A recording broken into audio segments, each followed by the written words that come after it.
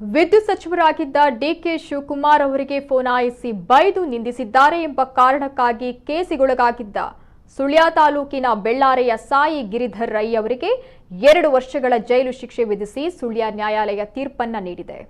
ಬೆಳ್ಳಾರೆಯ ವಿದ್ಯುತ್ ಬಳಕೆದಾರ ಸಾಯಿ ಗಿರಿಧರ್ ರೈ ಅವರು 2016ರ ಫೆಬ್ರವರಿ 28ರಂದು ಆಗಿನ ವಿದ್ಯುತ್ ಸಚಿವ ಡಿಕೆ ಶಿವಕುಮಾರ್ ಅವರಿಗೆ ಫೋನಾಯಿಸಿ ಅವಾಚ್ಯ ಶಬ್ದಗಳಿಂದ ನಿಂದಿಸಿದ್ರು ಅಂತ ಆರೋಪ ಕೇಳಿಬಂದಿತ್ತು. ಈ ಸಂದರ್ಭ ಅವರು ಸುಳ್ಯದ ವಿದ್ಯುತ್ ಸಮಸ್ಯೆ ಬಗ್ಗೆ ಹೇಳೋದ್ರ ಜೊತೆಗೆ ಸಚಿವರನ್ನ ಅವಾಚ್ಯವಾಗಿ ನಿಂದಿಸಿದ್ದಾರೆ ಅಂತ ಡಿಕೆಶಿ ಪರವಾಗಿ ಬೆಸ್ಕಾಂ ಹಿರಿಯ ಅಧಿಕಾರಿಗಳು ಗಿರಿಧರ ರೈ ಅವರ ಮೇಲೆ ದೂರನ್ನ ನೀಡಿದ್ರು.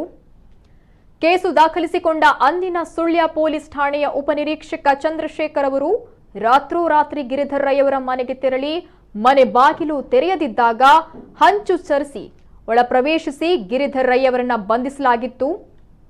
ಘಟನೆಯ ಕುರಿತಂತೆ ಅವಾಚ್ಯ ಶಬ್ದಗಳಿಂದ ನಿಂದನೆ, ಜೀವ ಬೆದರಿಕೆ, ಮಾನಹಾನಿ, ಸರ್ಕಾರಿ ಕರ್ತವ್ಯಕ್ಕೆ ಅಡ್ಡಿ ಸೇರಿದಂತೆ 4 ಅಪರಾಧಗಳಡಿ ಪ್ರಕರಣ ದಾಖಲಿಸಲಾಗಿದ್ದು ಸುಳ್ಯ ನ್ಯಾಯಾಲಯದಲ್ಲಿ ಈ ಕುರಿತಂತೆ ವಿಚಾರಣೆ ನಡೀತಾ ಇತ್ತು.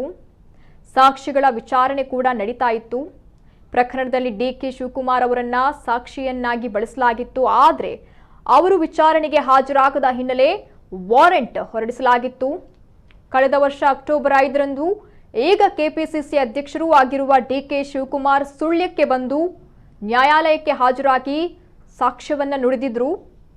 ಈ ಪ್ರಕರಣದ ವಿಚಾರಣೆ ಪೂರ್ಣಗೊಂಡಿದ್ದು ನಿನ್ನೆ ಸುಳ್ಯ ಹಿರಿಯ ಸಿವಿಲ್ ನ್ಯಾಯಾಧೀಶರಾದ ಸೋಮಶೇಖರ್ ಅವರು ತೀರ್ಪನ್ನು ಪ್ರಕಟಿಸಿದ್ದಾರೆ. 4 ಅಪರಾಧಗಳಲ್ಲಿಯೂ 2 ವರ್ಷ ಜೈಲು ಶಿಕ್ಷೆ ಮತ್ತು 1 ಪ್ರಕರಣದಲ್ಲಿ 5,000 ದಂಡ ತೆರಳು ತಪ್ಪಿದ್ದಲ್ಲಿ 1 ತಿಂಗಳು ಹೆಚ್ಚುವರಿ ಜೈಲು ಶಿಕ್ಷೆ ವಿಧಿಸಿ ತೀರ್ಪನ್ನು ನೀಡಲಾಗಿದ್ದು 4 ಅಪರಾಧಗಳ ಶಿಕ್ಷೆಗಳನ್ನು ಏಕಕಾಲದಲ್ಲಿ ಅನುಭವಿಸುವಂತೆ ತೀರ್ಪಿನಲ್ಲಿ ಉಲ್ಲೇಖಿಸಲಾಗಿದೆ.